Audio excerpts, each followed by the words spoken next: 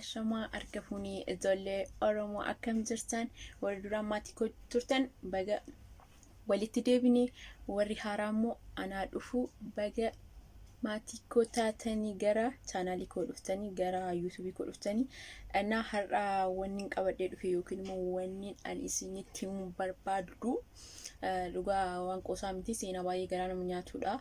Seenaa san barnoota illee irraa argachuu dandeessanii akkasuma wanti akkanaa kun yeroo baay'ee haaraa miti wanta isinitti himuu barbaadu yeroo baay'ee waan jirudha.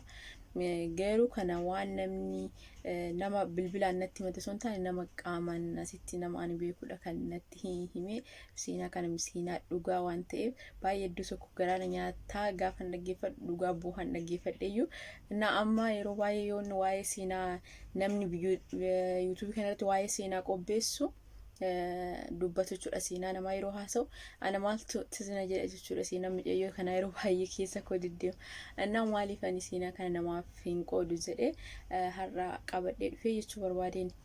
Walumaa galatti seenaan kun maal isinitti fakkaata? Miidhayyoo akkasuma akkuma keenyaa kana biyya Arabaa kana jijjiiramuuf dhufte. Innaa jijjiiramuuf dhufnaan beetanii namni kamiyyuu yeroo biyya alaa kana jiraatu feesbuukii waa yeroo ittiin dabarfatu barbaanna. Innaa yuutuubii feesbuukii banattee jechuudha. Feesbuukii banattee dikkuma yeroo akkas turtu mucaa tokko wal baranii mucaa tokkoon gaafa wal baranii baay'ee tokko adeemsuma keessa maal osoo jedhanii jaalala keessa galanii baay'ee jaalattee mucaan haala gaarii amala gaariidhaan itti dhiyaatee hin gorsaa bakka hiriyaa gaarii argadhe jettee abdii irra godhattee jechuudha. Bakka jaalala keessa galtee jechuudha intalli akka malee namni kamiyyuu nuti shamarran baay'ee dafnee goyyoomna namni dhiirri tokko dafee gaarummaadhaan yoo nutti dhiyaate dafnee mo'amna jechuudha. Kun waanuma jiru waanuma anallee mudate beeku jechuudha. Jaalalli eenyumtuyyuu mo'ama. Innaa kanaan ta'ee jiru bakka yeroo baay'ee itti dhiyaatee maal waan jedhuuf qarshii kan kee maatii keetiin ergini gara koo ergi yeroo ati galtetti mana ijaaree waan hundayyuu qopheessee eegaa jedhaan. Innaa bakka mucayyoon hiriyaa gaarii argadhee amma booda bakka abdiin kiyya isa jette qarshii yeroo hundayyuu ji'a lamaan ergiti ji'a lamaan itti ergiti waggaa lama moo akkas geessisootti ergitu gaafa waggaa lama geessu mana hojjedhee xumuree maal እና ወሜሻ ማን ኬሳው አምጥቶ በርባዱ ቀርሺ ኩመሶዱም ቶርቤ ከነ ኬሳ ኤርጊ jedha ከዛ አንተሊ በቃ ዱጋ አቤቱን አመንቴራ ከላስካ ኑቲ ነማ አመናን ኬሰቱ ሸመረ ነማ አመናን በቃ ኡማቴራ በቃ ኦፊ ኦል አመናቹ ነማ ሰናዋን ተይብ ጀሱ እና ቀርሺ ኩመሶዱም ፉቴ ጋፈት ኤርጊቱ ገልገለ ሰን ቀርሺ ሲብረ ገይቴ ጋፈ ገነም ኤርጊቴ ገልገለ ጌሮ ሰን ጋፈቱ ቀርሺ ነት ኤርጊት ታስኪ አኩማ ፉዴ ባንክ ዳበይን ታስኪ ኬሰቲ hattuun harkaa fudhattee jedhaan bakka mucayyoon gaafa sanirraa shakkuu eegaltee hirrifatte mee akkamitti hattuun qarshii gaafuma sanisa harkaa fudhatte jechuudha. Soba akka ta'e gaafasumarraa shakkuu eegaltee እና bakka mucayyoon gaafasumarraa shakkuu eegaltee baay'ee cinqamtee baay'ee dhibbattee bakka jechuun jeeqamtee jechuudha.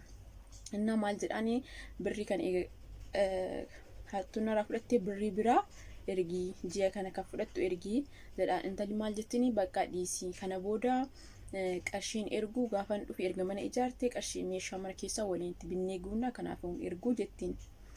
Innaa in ergituun ergu bakka gaafa sanumarraa cufuu eegalee dudubbisuu dide gaafa akkana guyyaa 3 minaamin turtu bilookii godhe waanuma hundarraa bilookii godhe hin jiru mucaan pupu gara inni wayyuun namni hin beeku tokkoffaa maatii isaatii waliin barsiisni hiriyaa isaatii waliin barsiisni nama tokko wal hin barsiisni intalli isuma tokkicha qofa beekti isuma tokkicha qofa amantee baay'ee jaalatti baay'ee tokko bakka even har'a amma jechuudha still waan baay'ee nama ajaa'ibu qarshii ishee caalaa mucuma dhabuu irrayyuu dhibbatti qarshii caalaayyuu mucaa akkasii baay'ee nama gaariidha jetti.